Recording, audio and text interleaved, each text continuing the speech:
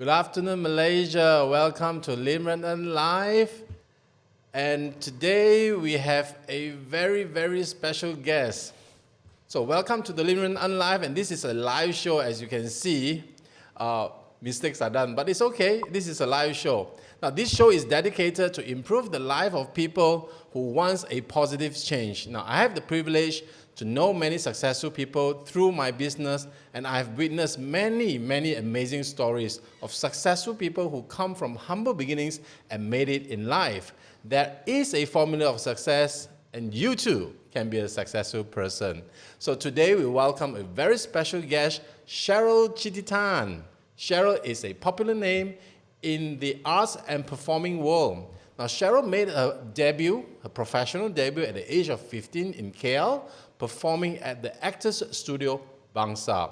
She has been working in Singapore for the last 6 years and now starring in plays, musicals, and television series.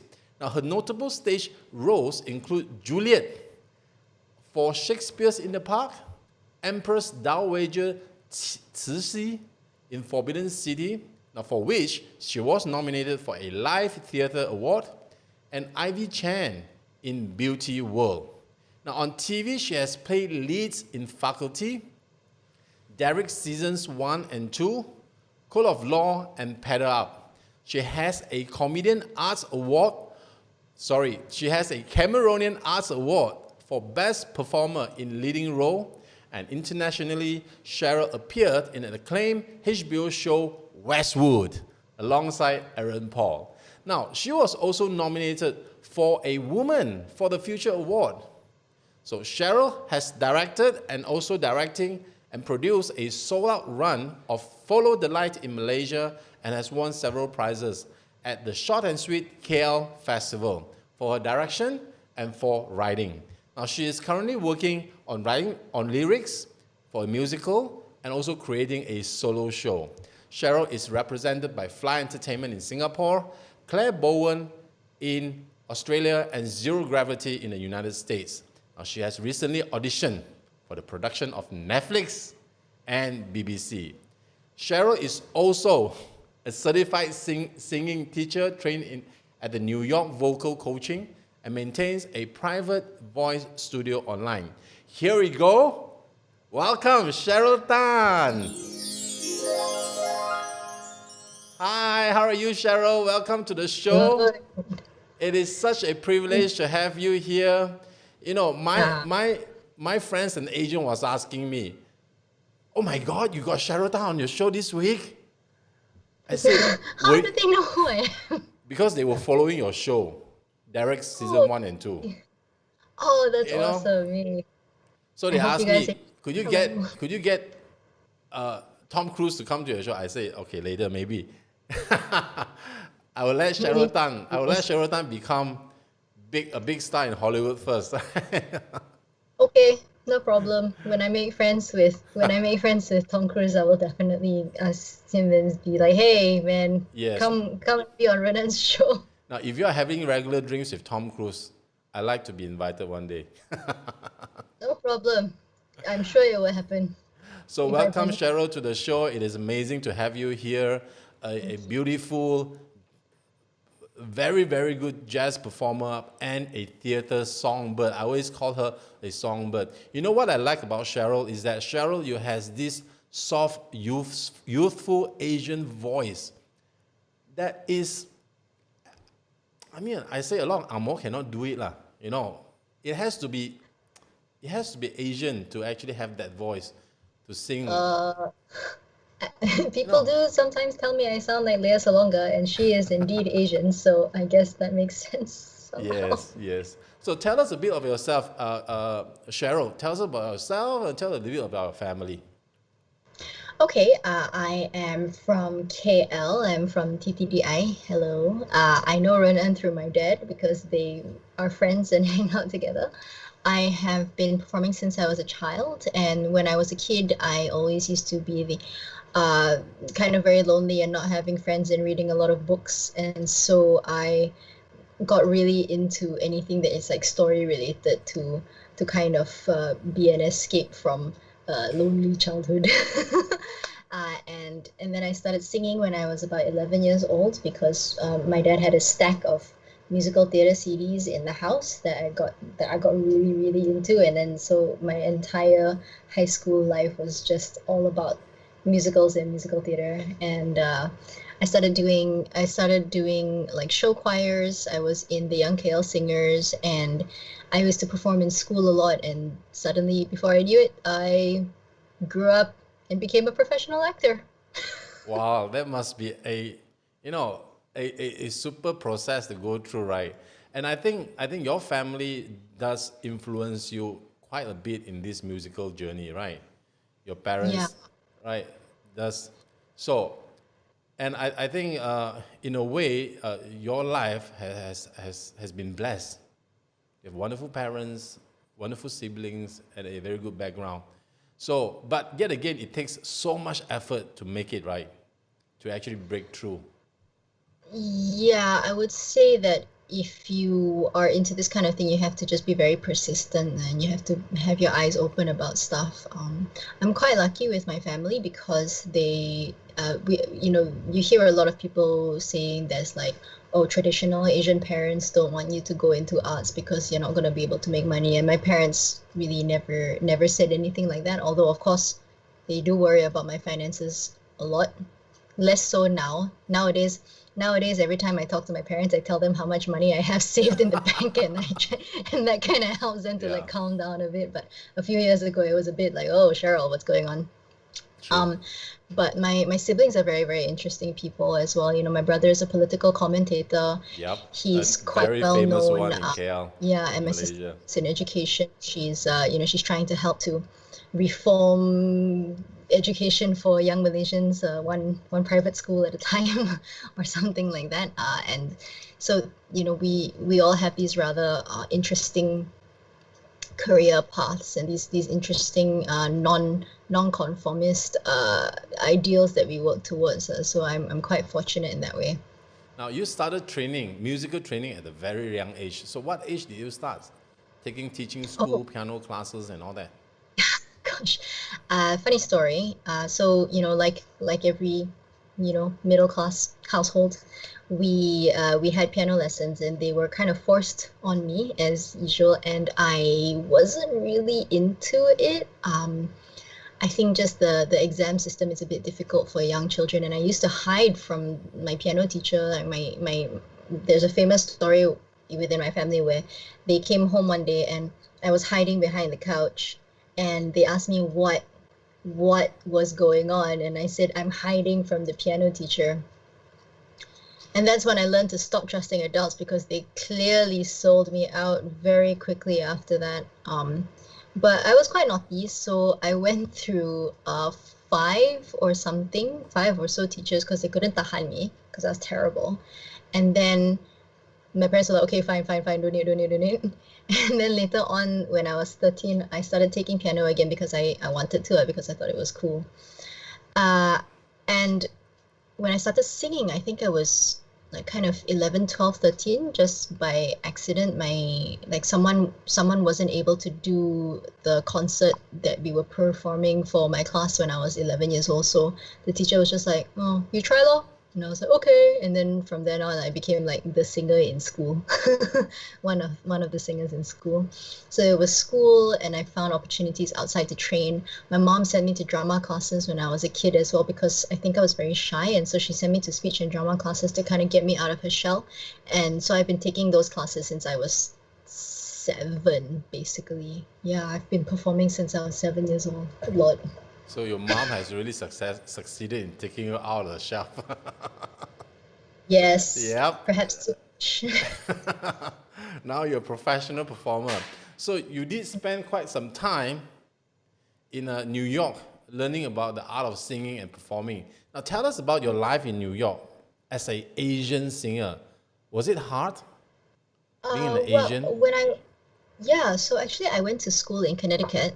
My time in the US was like this. I spent 3 years in Connecticut studying at Wesleyan University. Then I spent a summer in San Jose interning for the North American Taiko Conference because I used to play Japanese drums, and I was like quite serious about it. So I was doing that, and then I spent my time in New York, where I was sort of wandering around because I was an apprentice to a Japanese drummer for a while, and I also was doing an internship at a jazz venue, and I was also sort of finding my feet as a performer. So it was a very exploratory time. I didn't like get very far because I ran out of money and a visa before I could get a foot in the door. But I did a few operas, strangely. I did a couple of operas when I was in New York, and I was in rehearsal for a play when I had to come home. All right. So I want you to do one thing. Say hi to Betty. Betty say pretty and talented. Hi Betty, thank you for the compliment. Thank you. And say hi Please follow me to on say hi Instagram. to Bob. Bob is here. He tell you to break a leg. Yes. Krak. Welcome back from Sabah. Yep. And he did. So after New York, you came back to KL and Singapore to pursue your dream, right? So you came back to doing singing and doing performance. Now tell us, what was it like to work as an artist in Singapore? I think will it be easier for you in Singapore? Yes. Yeah, Singapore, I would actually say is much easier. And there's a few like very practical reasons for this. One is that one is, being an English speaking Chinese presenting person, because I'm Chindian actually. There's a lot more opportunity. There's a lot more television being produced that needs people who look and sound like me.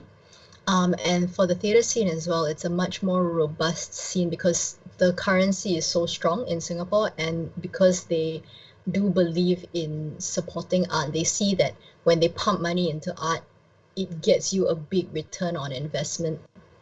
So they actually like pump lots of money into the arts federally and on the corporate side as well. So there's just more opportunities basically. And I also find that living in Singapore is cheaper than living in Kuala Lumpur because of the strength of the dollar.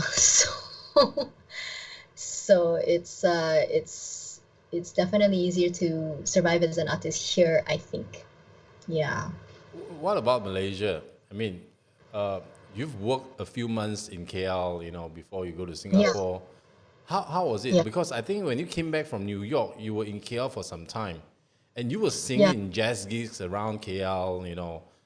Now, what was the biggest stage in KL and internationally as a jazz? And you are a prolific jazz singer, so tell us a bit about that of singing jazz. What was the biggest stage, and was it difficult? Was it hard, or was it easy to actually make it as a jazz singer here in KL?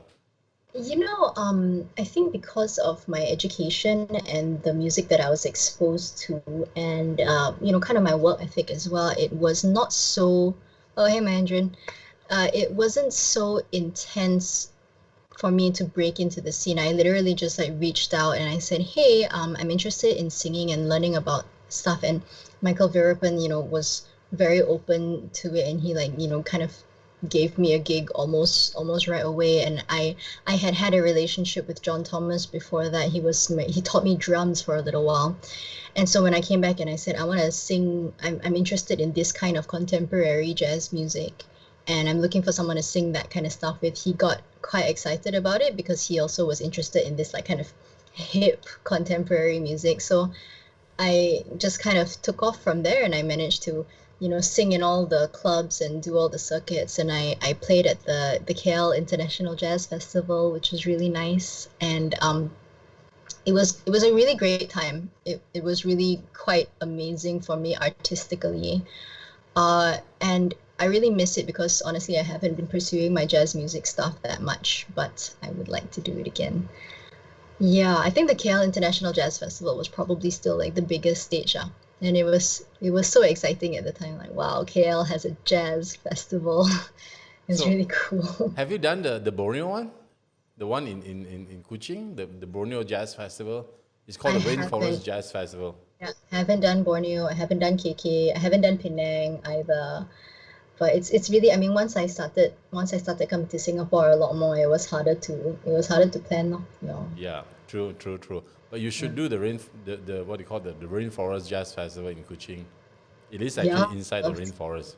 Yeah, I would I've been love there. to. It is quite amazing. So Yeah, me now too. you've done a few things, on show and on TV. So we're gonna play a few clips for you, right? you appear in many shows and drama in Singapore. So we're gonna show some of our audience what you have been through, and you will narrate to us what it is, right? So let's go number one. This is the first one. Tell us about this. This is City. This is where the Empress Dowager is the last actress.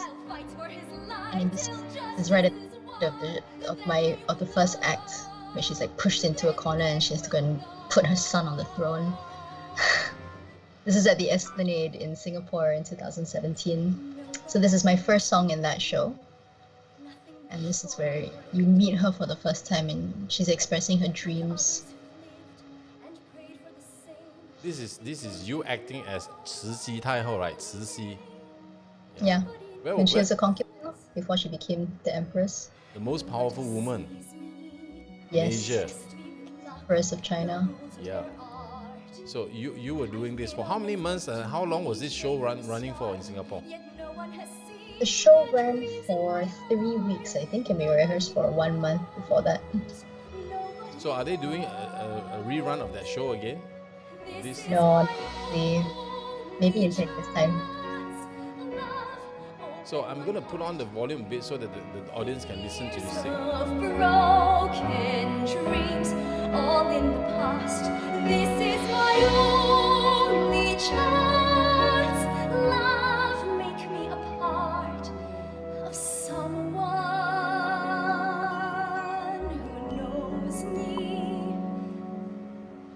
They've painted my face, they've chosen my past, they've nurtured my pride in the role that they've cast. But inside there's a place that nobody knows.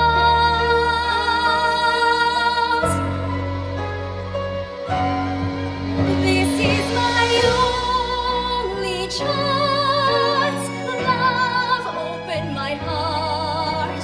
Years of broken dreams, all in the past. This is my only chance. Love, make me a part of someone. I think this is the role that people in Singapore know me best from. Even though television became a thing after I started doing TV kind of just before this show. And TV has a wider audience, but people still remember me most from this show. You have an amazing voice, right? It's really good.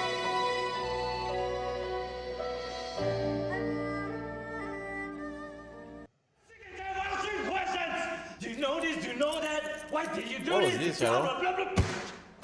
This is Derek season 2.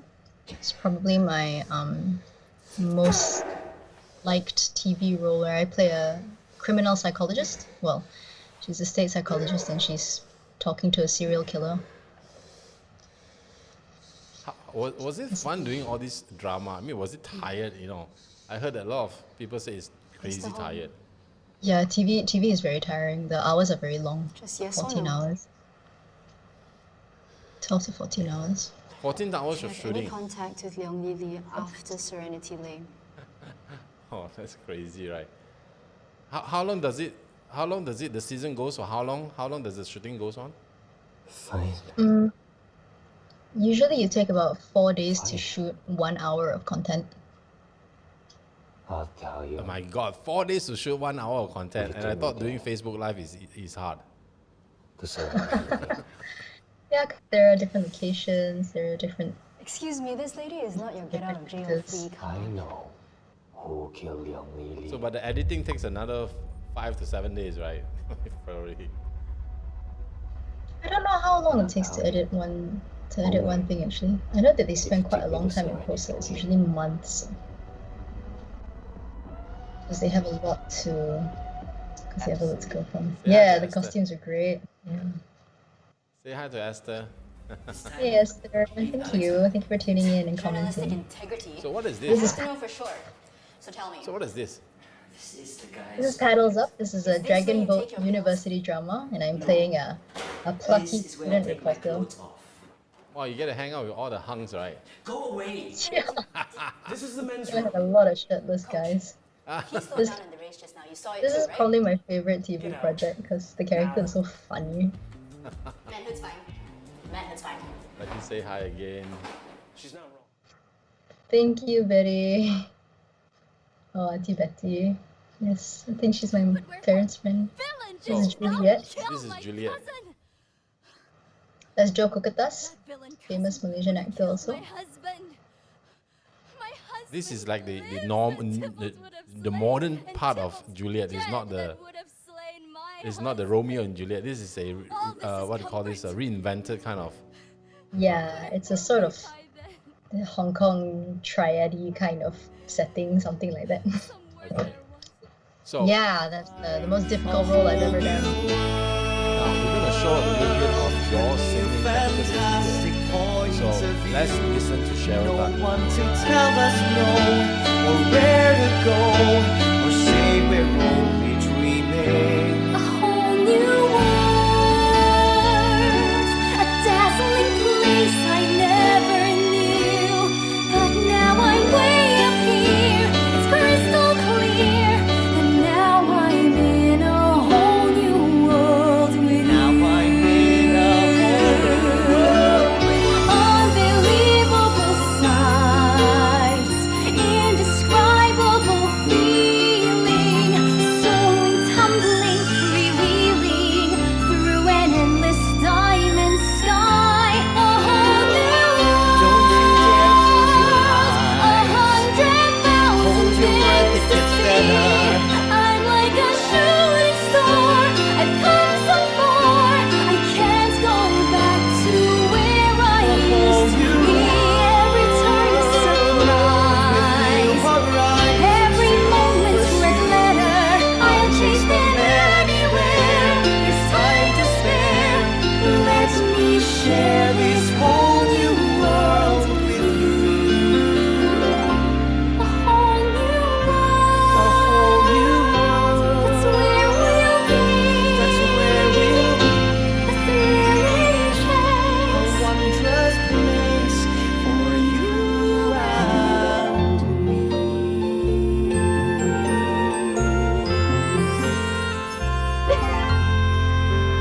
I must say, Cheryl, that was amazing. You know, Thank you. I particularly enjoyed the whole new world, the narration by you.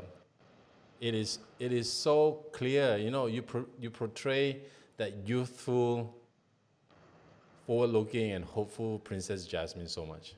Thank you. Thank you. Oh gosh, You know, sorry. I thought, And my duet partner, yeah, that, who is your that duet guy, partner? Who is the guy? yeah, Aaron Teo, he was recently on a world tour of The King and I, Ah, playing Prince Chulalongkorn. He's the second Malaysian to play that role. So, you know, he was working with like proper West End performers and being a professional in London. Like, yeah, so he's a super cool guy. He's a childhood friend of mine. okay. All right, Yeah. that's amazing. So say hi to a few more people. Shanti is saying hi. Hey.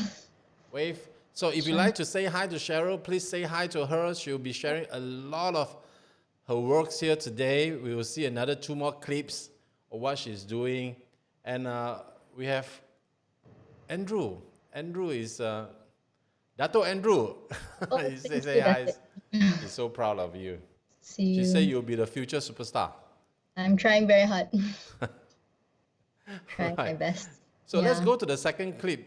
This one shows a little bit different from what you did. This is Melissa. It's very rare. This Cheryl is the Tan award-winning star. When I role approached her to that do Malay you Riots got. and Riots, This she would is say yes. the one And that then she won was you like, the both "You know what? Cameronian I'll do Arts it." I Award was like, 2020 "Whoa, for now Best I play the Performing show in a that Leading Cheryl Role, always brings this the Malaya amazingly Relief, the positive Penang vibe Riots. to her. So Tell us a she's bit of very this. eager and very, very open Yeah, and shy so with this all is the a time. show She is that the took place champion at of everything. And she GMBB approaches KL. It storytelling takes place in like a very little, like meticulous, just like a shop, very small, 80 but she's people. very, like, The show is precise about, the it's a monologue sort of delivering of the historical song. fiction She has a reimagining of what life might have been during like the 1880s in Penang when opium was like a big deal, and we sort of follow this woman while she deals with her lack of a husband and changing times with, like, sometimes they become very rich and then sometimes they just, like, you know, they just became extremely poor. because of opium and I don't know, like weird life in Penang in the 1880s. It was really fun. This is a show that I took in KL. It's the first musical I've done that I performed in Kuala Lumpur in a very long time. And I did it because I wanted to be closer to my auntie who was suffering. She was battling cancer at the time, and she actually passed away on the weekend of the show itself, which was quite difficult. But the people in the show were very lovely and very supportive, and completely unexpectedly, I also won an award. My first Cameronian Art Award and my first acting award win. So that's really exciting. I'm very like, wow, cool about that. I'm so sorry to hear about that, your auntie. You know, Yeah. my condolence to you. Yeah, thanks very No, much. tell us about the feeling of winning that Bo Cameronian. It is like one of the biggest arts award, right, in KL in Malaysia. Yeah, it's quite cool. Yeah, my first experience with the Cameronian Arts Awards was, back in 2004, I want to say, because the Young KL Singers, who I was a part of, we got nominated for like Audience Choice Awards or something. Hi, Wei Feng. If you have any questions, hi Marilyn, type them in if you want to.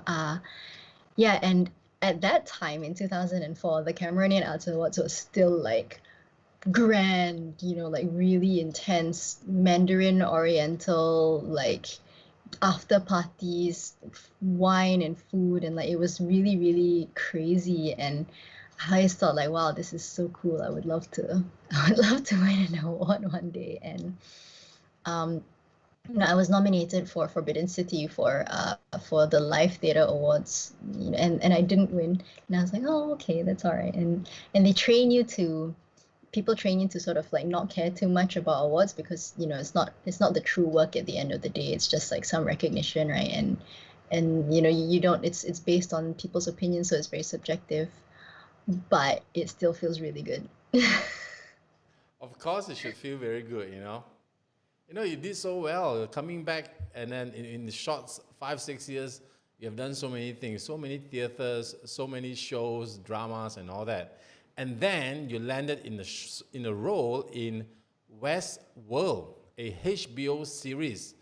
It is like the second biggest kind of thing after Games of Thrones, right? That's the second biggest. Now, if you guys are HBO buffs, you should know Westworld. So let us play a clip on Westworld where Cheryl actually plays a part in this. Yep.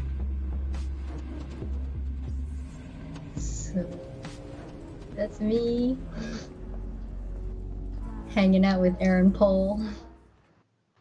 Now, what was the feeling of playing in such a big production? Was there a difference between HBO production and what you have done in MediaCorp in Singapore? Yep. Yeah, definitely a many $100,000 difference. Yeah, it was crazy. I got to meet Jonathan Nolan, who was the director. I got to work with him. He's the brother of Chris Nolan, who directed Inception. Yeah. Who directed Inception? Okay. Yeah, so those people, and it was just crazy though. Honestly, they are so on top of their game. Their vision is so precise. Everybody is so good at what they do, and like in KL and Singapore, productions are more like people are just trying to save money as much as they can. So a lot of people are, kind of really, really tired all the time. Sometimes the expertise is like not quite there, and there's a lot of difficulty. So people don't manage to really fulfill their creative visions.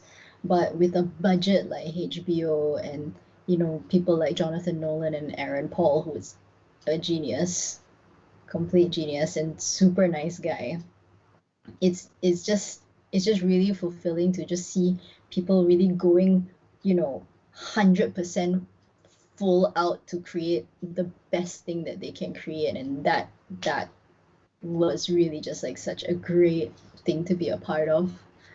Yeah.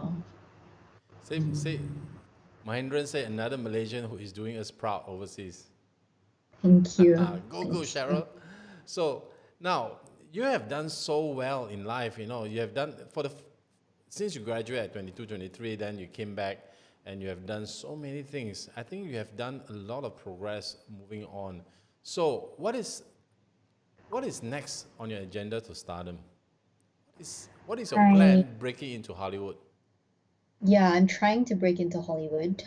It's a lot of work. It's a completely different game than here. Honestly, here, it's not like I'm really constantly working all the time, but the pond is a lot smaller, so it's actually not so crazy difficult. Like if you're quite good and you are smart, then you can survive, and you can definitely survive. Over there, everybody is very, very good. Everybody is very, very hungry, and things like move really fast. So I'm taking a business course, business for actors, that is training me to try and figure out how to handle the Hollywood game. I recently got signed by Zero Gravity, which is they're a production company as well. They created Ozark, the show on Netflix, and like Willem Dafoe is one of their clients, one of their actors. So I'm hoping to, get some good auditions and good connections through my manager from there. And I'm just trying to train and get better at time management and get better at acting, so that I can, so I can work with them, as well as thank you, Nicholas, as well as my Australian agent, to try and like just get better at it until I can penetrate.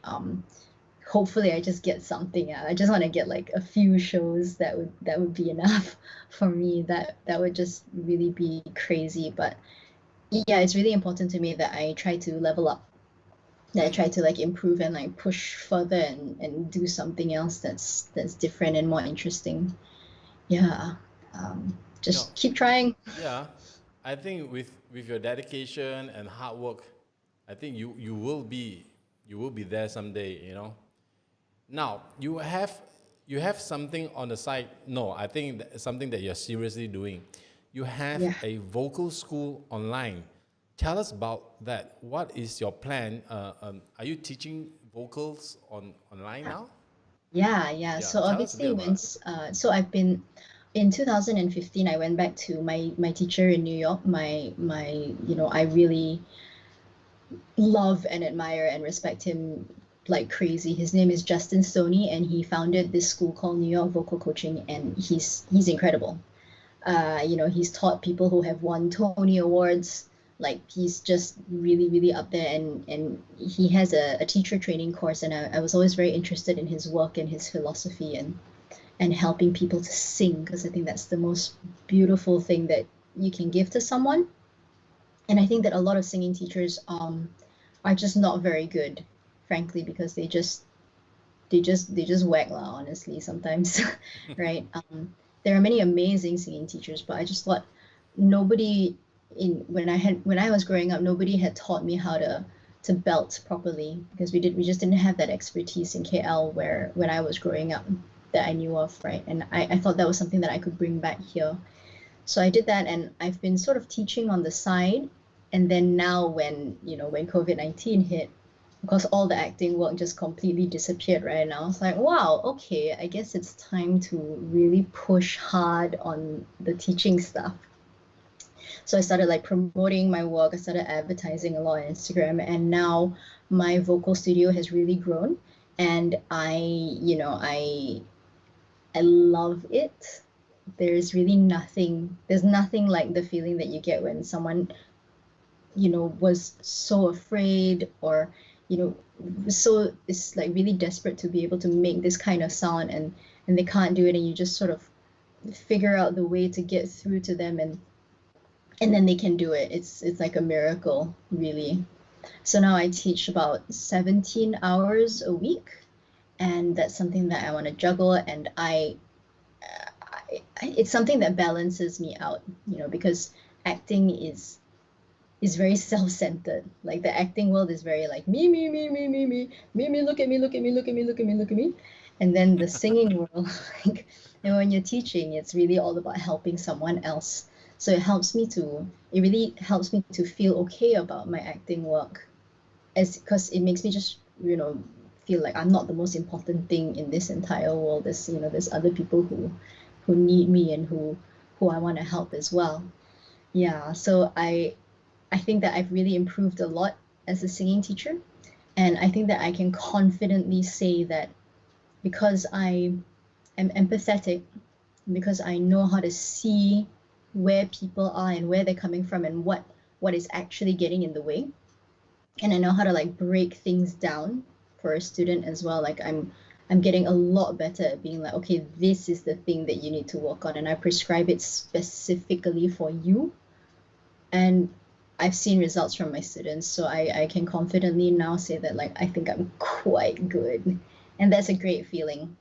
Also from a financial perspective. Yep. So tell me, what kind of age do you receive? Now, from what age to what age do you teach? Well, my youngest is 6. She's very animated. And my oldest, I think she must be like 45 or so. Yeah, like around 50. Yeah, the age, it's all ages. So now I have 2 girls who wanted to learn singing for the longest time, and I couldn't find them a proper singing teacher. Now you're in Singapore and I'm in KL. How does this work? I teach online.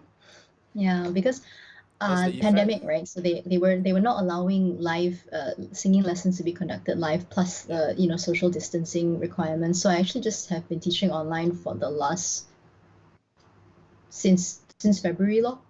Is Yeah. it the same? The sound quality that transpired through technology to your ears, and by being live, I mean, does it affect your teaching quality through technology? I would say that it's definitely easier to read more things when you are face to face, because you get to see the whole body, you get to read like their body language, they get to see you, and you get to vibe together and all that. So it's definitely preferred, but I have found that if you get a USB microphone, so I've been recommending all my students get a USB mic, right? And if you use headphones, then the sound quality is really greatly improved. Yeah. And so I've definitely gotten like really good results, but I do remember that when it was face to face, it's a nicer feeling lah. Yeah, but still can. Yeah. So can you tell us, what are the charges to attend your classes? Oh, my class is 100 Sing dollars per hour. Okay. But if you are in financial difficulty and the student has a lot of potential, then you can talk to me. Or if you are an artist yourself and you are obviously having a bit of financial difficulty, whatever, we can also talk. So I have those rates to support the community and give back to the community a bit lah. So nice of you, Cheryl, to do that. Another positive. Thank you, Nicholas. Message for you. Now, I see that you're very passionate about DAP also. Yes. So let's not turn this to political. DAP is really suffering now. No. DAP is suffering now, or dear? Yeah, I mean, yeah.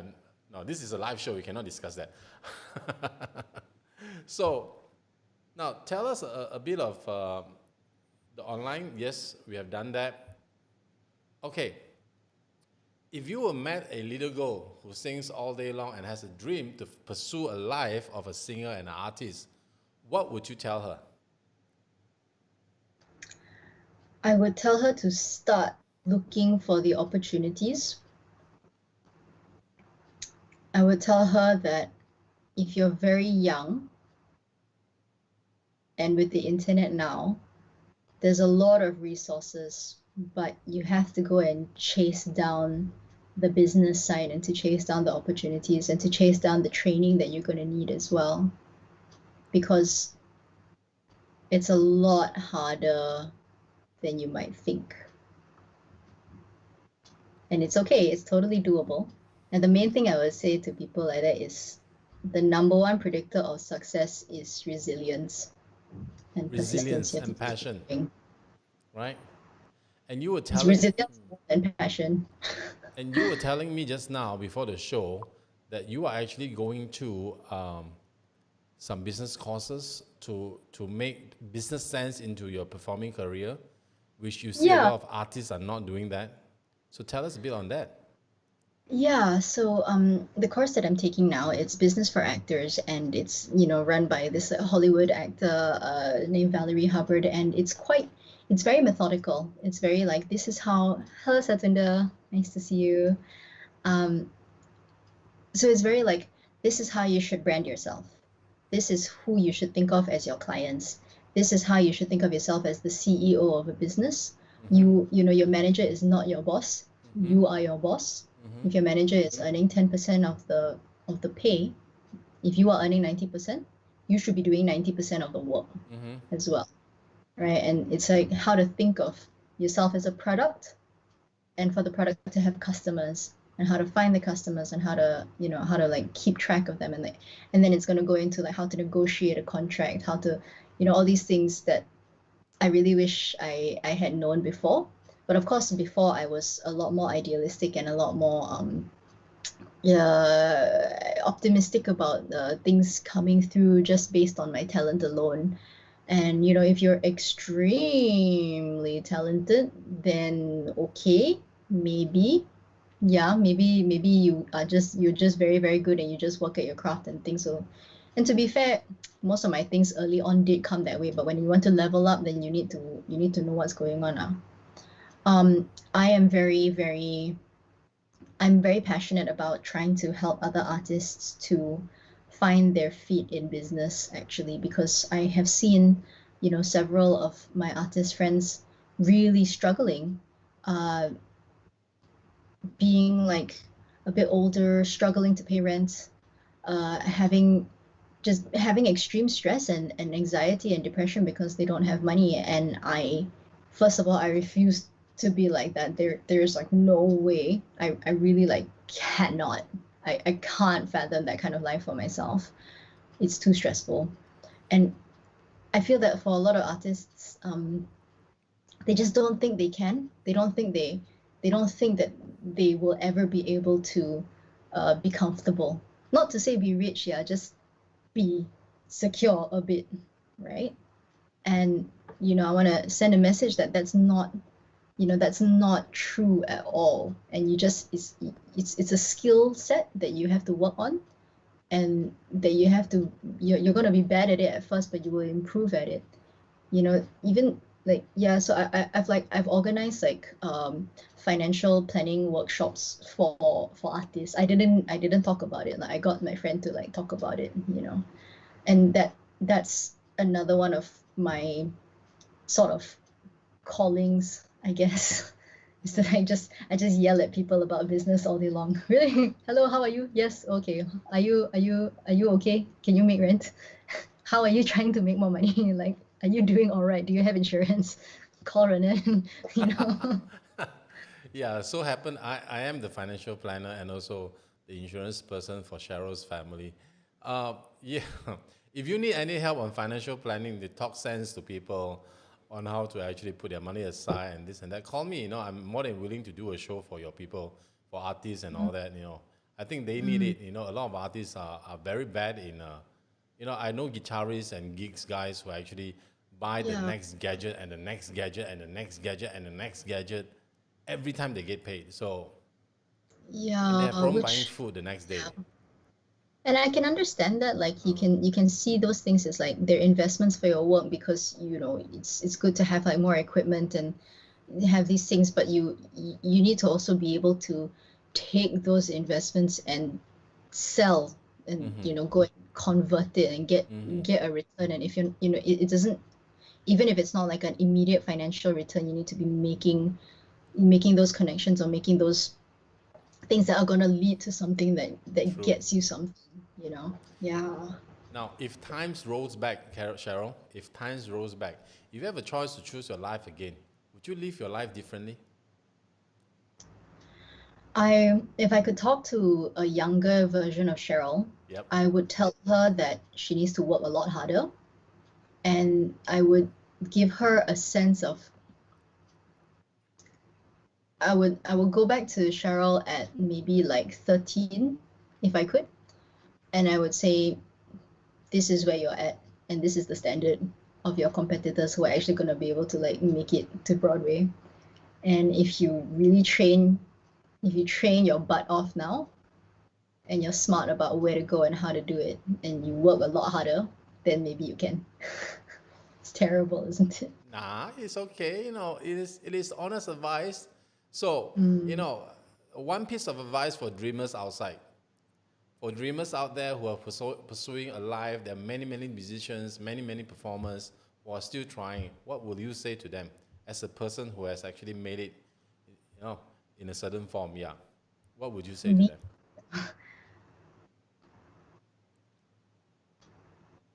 You must be persistent, and you must understand that it's really tough. Yeah, you have to just keep going, and you have to get very comfortable with very, very hard work and very, very difficult times. Difficult, yeah. You have to work your butt off, lah, basically.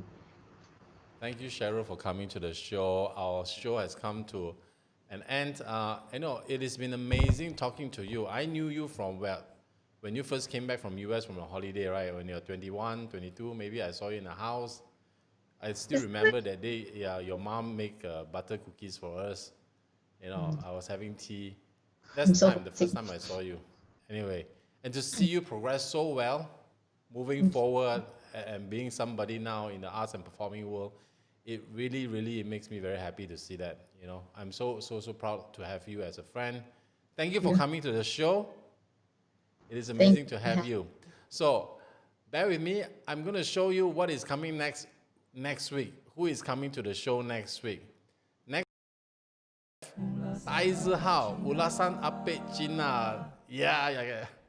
So next week is going to be very politically charged. Why? It's going to be a no-holds bar political discussion with Apek Cina, who is Tai Zihao. So stay on next week and we'll see you then. Thank you, Cheryl. Thank you for coming to the show. Permintaan Apek untuk membuat satu wawancara. Instagram. Follow me on Instagram. It's at Cherryl Chitty Tan. Call me. Let's chat and hang out and be friends. Ramai orang panggil Datuk Najis lah, GB lah, orang Cina panggil Jika lah, abang. Okay. Bye. Do I just hang up, or like how does this work? I don't know. Tahu tu perasaan macam mana?